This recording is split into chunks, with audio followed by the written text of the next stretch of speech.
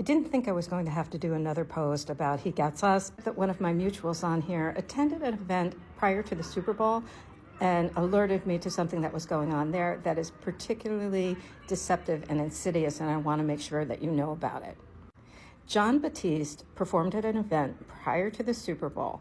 It was free, but it was sponsored by He Gets Us. But I say free because people had to give their information, particularly their name and their email addresses. They should not be requiring people under 18 to give them any kind of information.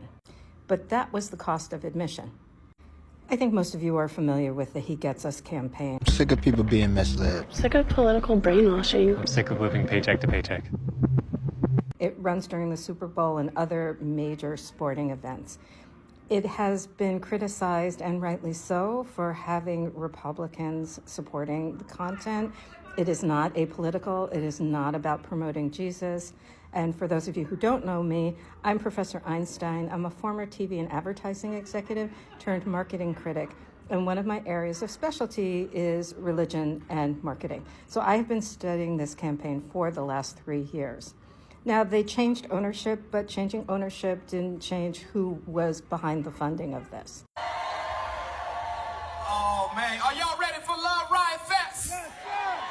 First ever, I just would like to say thank you to He Gets Us. I don't know if Jon Batiste understands who He Gets Us is, but even that is kind of the point.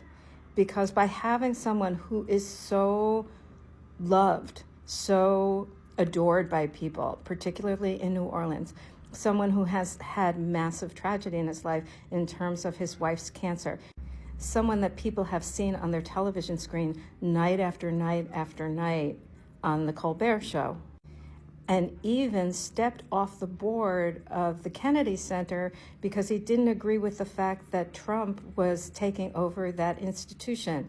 So how do you justify doing that but still doing a concert that's sponsored by He Gets Us? And that's where it gets confusing for you and I.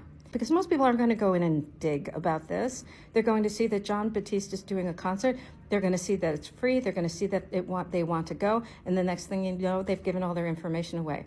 But because Jon Batiste's name is connected to it, they think it's okay. It's not okay.